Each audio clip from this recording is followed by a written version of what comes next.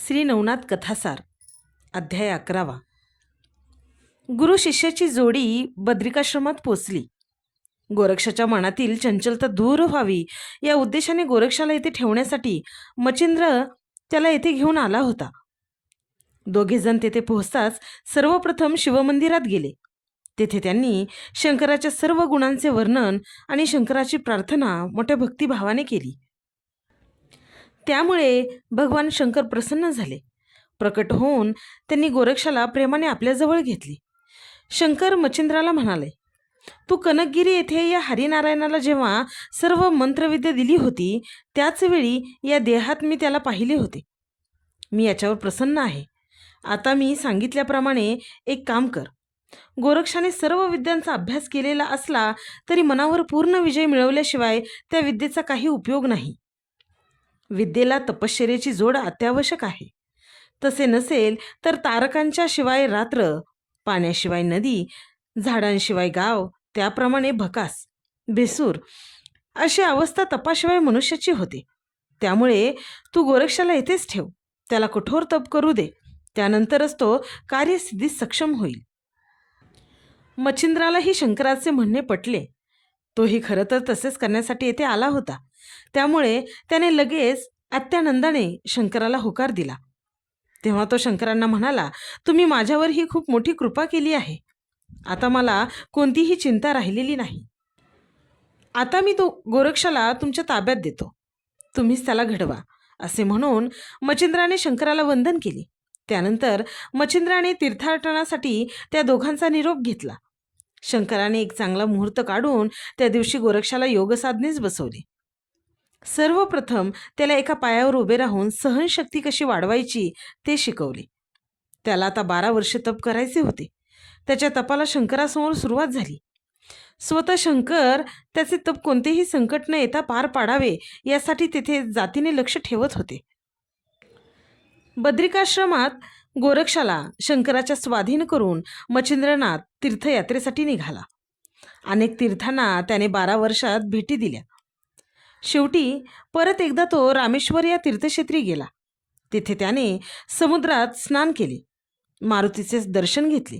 त्याला नमस्कार केला. मच्छिंद्राची पुनर्भेट मारुतीला आनंददायी वाटली. तो त्याची वाटच पाहत होता. 24 वर्षांपूर्वी दोघे याच स्थळी एकदा भेटले होते.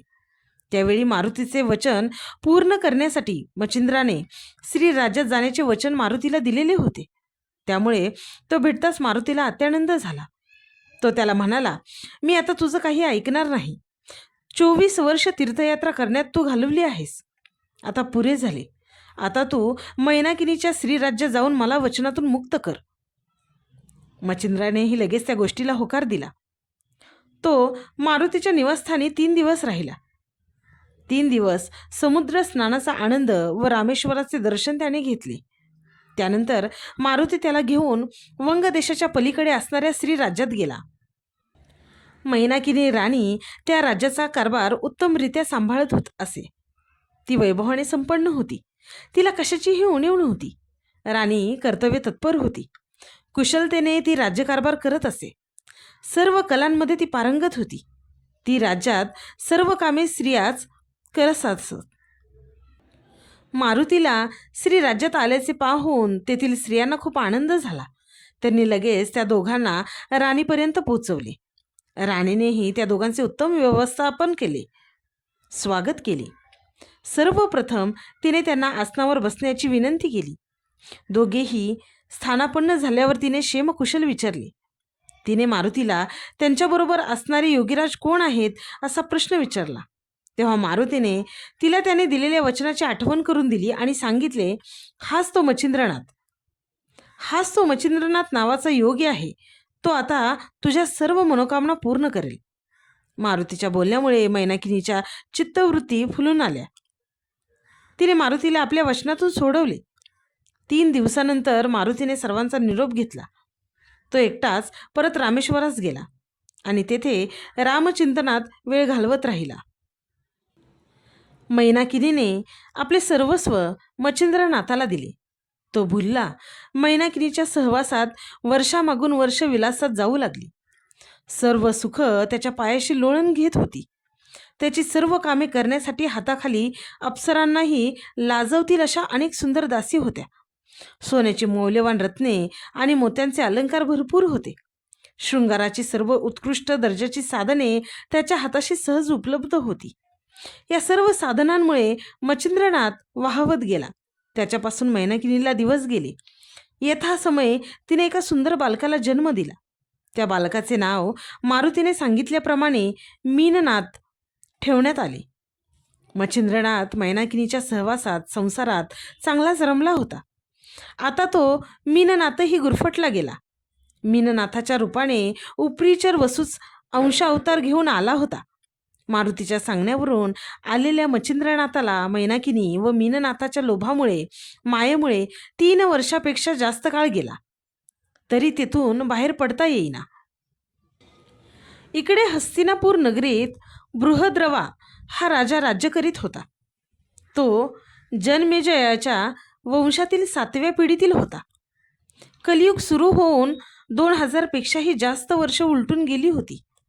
बृहद्रवा राजाच्या मनात सोमयाग करायचे ठरले. त्यासाठी त्याने देशोदेशीच्या अनेक ब्राह्मणांना आमंत्रण पाठवलेली होती. सोमयाग हा यज्ञ खूप मोठा होता. वर्षभर यज्ञात अग्नीला आहुती दिल्या जात होत्या. अग्नीची गोष्टच वेगळी आहे.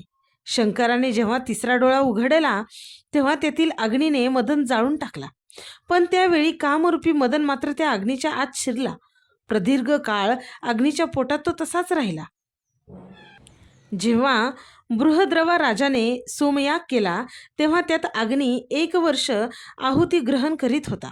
त्यामुळे तो शांत झाला. 9 नारायणातील अंतरिक्ष ऋषीने त्या अग्नीमध्ये बालकरूपाने प्रवेश घेतला. अग्नीने यज्ञकुंडातून त्या बालकाला बाहेर काढले. तेथील रक्षा बाजूला करताना ब्राह्मणांना तो मिळाला. शंकर आणि अग्नी यांच्या सहवासामुळे तो खूप तेजस्वी दिसत होता. त्याचे तेज यज्ञसभेत मोठ्या प्रमाणावर प्रकाशित झालेले स्पष्ट दिसत होते. उपस्थित सर्व ब्राह्मण आश्चर्यचकित झाले. ते लगेच त्या बालकाला घेऊन राजाकडे गेले. त्यांनी राजाला त्या बालकाची उत्पत्ती सांगितली. राजा त्या बालकाचे तेजस्वी मुख पाहून भारावून गेला. त्या बालकाला त्याने आपल्याजवळ ठेवले. आपली पत्नी सुलोचना हिला तो म्हणाला, मीनकेत हा जसा तुझा एक पुत्र आहे तसाच हा दुसरा पुत्र समजायचा. मीनकेताचा भाऊ म्हणूनच त्याचे पालनपोषण करायचे. अग्नीने प्रसाद म्हणून तो आपल्याला दिला आहे. राजा इतकाच आनंद त्याच्या राणीलाही झाला. मुळात ती सुंदर होतीच. या तेजस्वी सौंदर्यवान बालकाला पाहून ती हुरळून गेली. पटापटा तिने त्या बालकाचे मुखे घेतले. त्या बालकाच्या स्पर्शाने तिला पुन्हा पाना फुटला. जालंधरची गोष्ट राज्यातील सर्व नागरिकांना समजली. सर्वांना आनंद झाला. हत्तीवरून साखर वाटून हा आनंदोत्सव साजरा करण्यात आला. हा दिव्य पुत्र आपल्या वंशाचे नाव उंचावेल असं राजा राणीला वाटलं. लोभ समारंभात त्याला पाळण्यात घालण्यात आले. अग्नीत जाळात जन्म झाल्यामुळे जालंधरनाथ असे त्याचे यथार्थ नाव ठेवण्यात आले. मीनकेत बरोबरच जालंधरनाथही सर्वांच्या जीवाचा प्राण झाला. जालंधर लहानाचा मोठा होत होता. योग्य वयात त्याचा उपनयन समारंभही राजाने मोठ्या दिमाखात साजरा केला. पुढे तो आणखी मोठा झाला. लग्नाच्या वयात आला. त्यामुळे राजा त्याच्या विवाहाचा विचार करू लागला. ते कुठून तरी जालंधरला समजले. जालंधरला नेमके कळेना की विवाह म्हणजे काय. त्याला प्रश्न पडला की याचे उत्तर कसे शोधावे. विचारांती तो आपल्या आईकडे गेला. त्याने तिलाच विचारले, माझा विवाह करणार म्हणजे काय करणार. माता सुलोचना राणीला मुलाला उत्तर देणे क्रमप्राप्त होते. ती त्याला म्हणाली, अरे तुला बायको आणणार. त्याला काही समजले नाही म्हणून त्याने पुन्हा विचारले, बायको म्हणजे काय. तेव्हा राणी त्याला म्हणाली, बायको म्हणजे मी जशी आहे तशी. याच्यावर मात्र त्याचा बिलकुल विश्वास बसला नाही. तो म्हणाला, हे तुझ्यासारखी. तू काहीतरीच सांगते आहेस हा आई. तू असताना मग कशाला बायको आणायची. तेव्हा राणी म्हणाली, अरे बाळा, तुझे वडील व मी जसे पती पत्नी आहोत तशीच तुला एक बायको आणायची आहे. म्हणजे तू पती व ती पत्नी होईल. जालंधरचे समाधान काही झाले नाही. पण आधी काही न विचारता तो तेथून बाहेर पडला. त्याची शंका पुरती फिटलेली नव्हती म्हणून त्याने मंत्री प्रधान यांच्या मुलांशी तो विषय काढला. ते त्याचे समवयस्क होते. त्यांनी त्याला वेड्यातच काढली.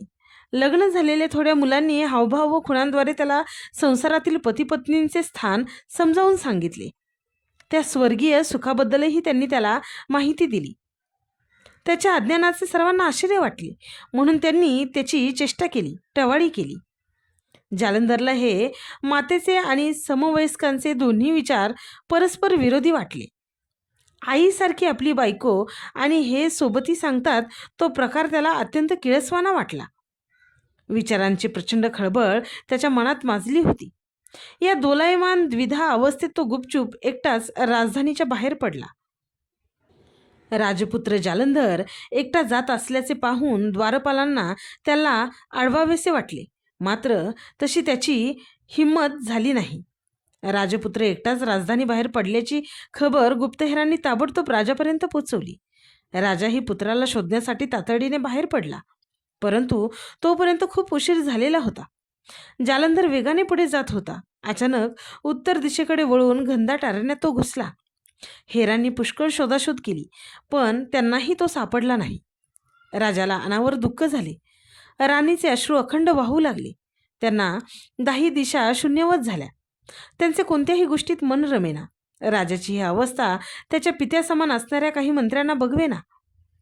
अशा वयोवृद्ध मंत्र्यांनी राजाला समजावण्याच्या सुरात सांगितले, महाराज, जालंधर हा अयोनी संभव आहे.